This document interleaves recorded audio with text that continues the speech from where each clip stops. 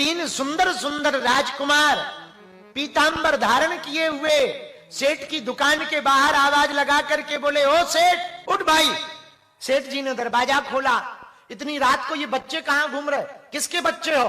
बोले हम तो यात्री हैं, सामने वाले मंदिर में आए हैं, और एक काम करो, महंत जी ने भेजा है हमको, ये गांठी खोलो, इसमें 1600 रुपया है और राशन दो।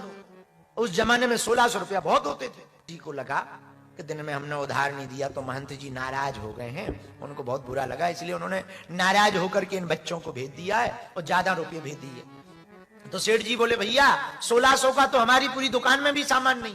बोले राशन चाहिए, राशन जितना हो उतना दे दो, बाकी जमा कर लो, और जब ना हुआ करे तो महंत जी खबर पहुंचा दिया करेंगे, तो सामान भेजते रहना।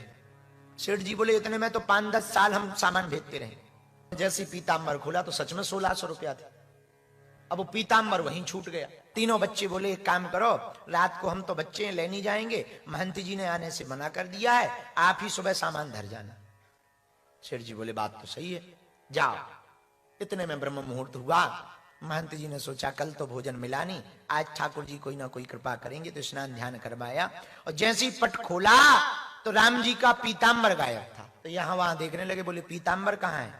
इतने में सेठ जी बड़ी भारी बैलगाड़ी में आटा, चावल, दाल, मिर्च मसाला पूरा सामान लेके आए। पांव पड़ के बोले, हमको क्षमा करो महाराज, हमसे भूल हो गई, हमने कल आपको उधार नहीं दिया और आप फिर नाराज हो गए, रात को बच्चों को भेज दिया, रात्रि काल में नहीं भेजना चाहिए। पर एक बात बोले। महंत जी बोले क्या बोल रहे हो? अरे बोले पहले हमारी तो सुनो, वो बच्चे कहाँ हैं? थे बड़े सुंदर, ऐसे बच्चे हमने आज तक नहीं देखे। महंत जी बोले कौन बच्चे? हमने तो किसी को नहीं भेजा। अरे बोले पागल हो का, आपने रात को भेजा है, 1600 रुपया भेजे कि तो सामान दिवा देना, और आपको भरोसा ना हो, ये देखो ये पीतांबर है। महंत जी बोले ये तो राम जी का है, आज चोरी हो गया। बोले महाराज हमने कोई चोरी वोरी नहीं की, इसमें 1600 रुपया बंधे आए थे, बच्चे लेके आए थे।